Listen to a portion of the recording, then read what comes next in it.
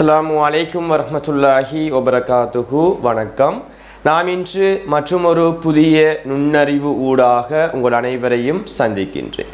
இன்று பார்க்க இருக்கின்ற தலைப்பு உருக்களில் இருந்து துண்டுகளை வெட்டுதல் சம்பந்தமான நுண்ணறிவு பகுதிகளை பற்றி தான் பார்க்க இருக்கின்றோம். இந்த கேள்விகள் மூன்று வகை ஊடாக இடம்பெறும்.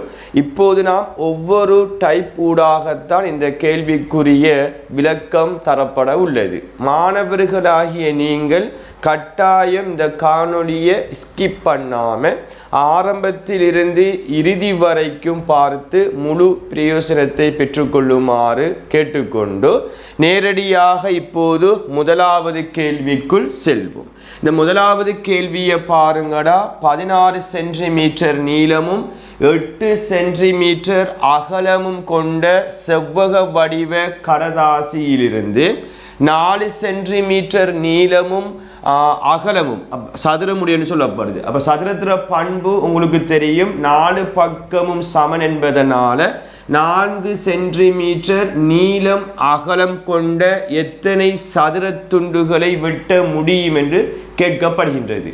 அப்போ உங்களுக்கு செவ்வகம் என்றால் என்ன, சதுரம் என்றால் என்ன, அந்த விடயம் ஃபர்ஸ்ட்டுக்கு தெரிய வேண்டும். செவ்வகம் என்று சொன்னாடா உங்களுக்கு தெளிவாக விளங்கிக் கொள்ளுங்கோ.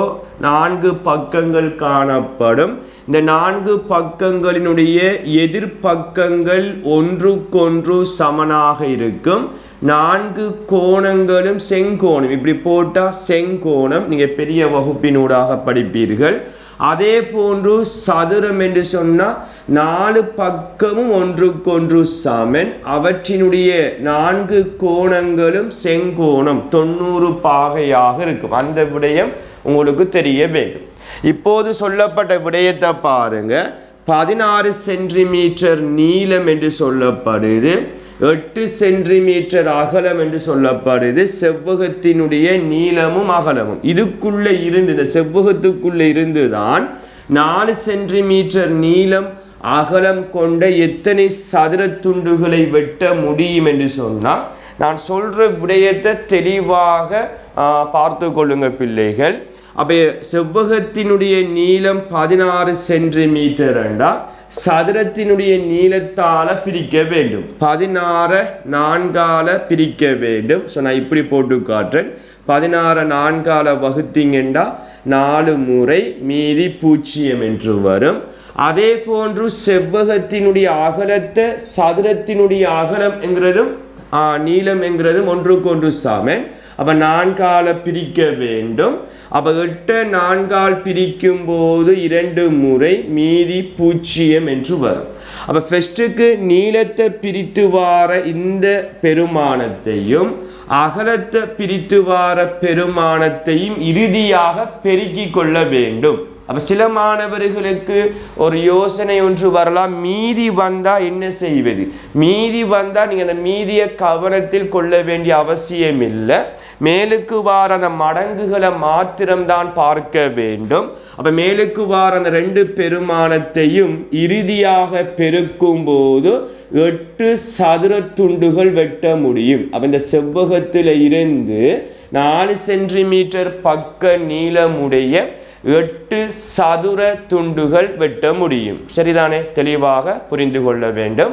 அடுத்த டைப் கேள்விகளை பற்றி பார்ப்போம். இரண்டாவது டைப் கேள்வி, நீளம் அகலம் உயரம் ஆகியன 8 சென்டிமீட்டர் வீதமுள்ள ஒரு மரச்சதுரமுகி. இப்போ சதுரமுகி என்று சொன்னாடா அது உங்களுக்கு தெரிந்திருக்கும். ஒரு தாயக்கட்டையை நீங்கள் உதாரணமாக எடுத்துக்கொள்ள முடியும். 6 முகங்கள் இருக்கும், 8 உச்சிகள் இருக்கும், 12 விளிம்புகள் இருக்கும், படித்திருப்பீர்கள்.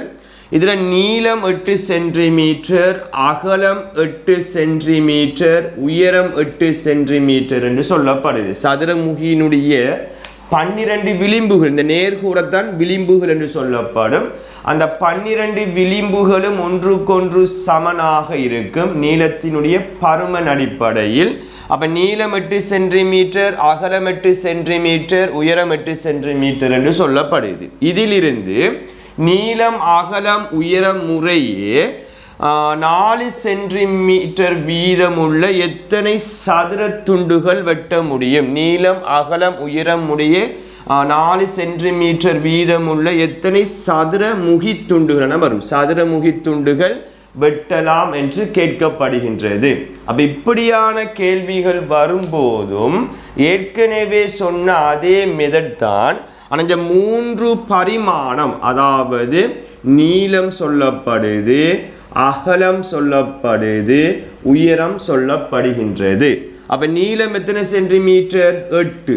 அவன் எத்தனை சென்டிமீட்டர் வீதம் உள்ள அந்த பக்க நீளம் என்று சொல்றான்?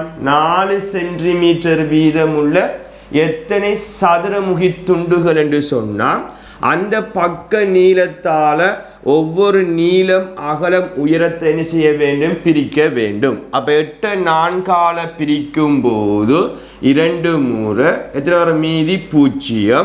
அகலமும் 8 சென்டிமீட்டர் என்று சொல்லப்படுது. அப்ப 8 4 பிரிக்கும் போது 2 மீதி 0. உயரத்தையும் என்ன செய்யணும்? உயரமும் 8. அப்ப 8 4 பிரிக்கும் போது 2 முறை மீதி 0 என்று வரும். அப்ப நீளம் அகலம் உயரம் வித்தியாசமாக இருந்தால் அது கனவுரு வடிவமாக இருக்கும். அப்ப அவனும் அதே போன்று கனவுரு வடிவ துண்டுகள் எத்தனை வெட்ட முடியும் என்று அந்த கேள்விகள் கேட்கப்படும் போது அதற்கும் நீளம் அகலம் உயரம் என்று அந்த பரிமாணம் பெருமானம் தரப்படும். அப்ப நீளத்தை நீளத்தால பிரிக்கணும், அகலத்தை அகலத்தால பிரிக்கணும், உயரத்தை உயரத்தால பிரிக்க வேண்டும். அந்தந்த பெருமானத்தால பிரிக்கும் போது மீதி வந்தா கணக்கில் எடுக்கக்கூடாது என்று சொல்லியிருக்கேன். அப்ப மேலுக்கு வார அந்த பெருமானத்தை பெருக்க வேண்டும். அப்ப 2 2 பெருக்கும் போது 8 சதுர முகி துண்டுகள் வெட்ட முடியும். சரிதானே? இப்படியான டைப் கேள்விகள் வந்தாலும் இதற்கு முதல் சொன்னது போன்றுதான் செய்ய வேண்டும். ஆனால் உயரம் என்கிறது எக்ஸ்ட்ராவாக சேருது. அப்போ நீளத்தை நீளத்தால் பிரிக்கணும், அகலத்தை அகலத்தால் பிரிக்கணும், உயரத்தை உயரத்தால் பிரித்து வார அந்த மடங்குகளை நீங்கள் பெருக்கி கொள்ளும் போது கேட்ட கேள்விக்குரிய விடை கிடைக்கும். இப்போ கடைசி டைப் கேள்வி, 3வது வகை சம்பந்தமான ஒரு வினா. இரு உருக்களுக்கு ஏற்ப 2 உருக்கள் தரப்படுகின்றது. அந்த 2 உருக்களுக்கு ஏற்ப ஏ அட்டைத்தாளில் இருந்து பி அளவுள்ள, இது ஏ அட்டைத்தாள் என்று சொல்லப்படுது, இது பி ஒரு அட்டைத்தாள்.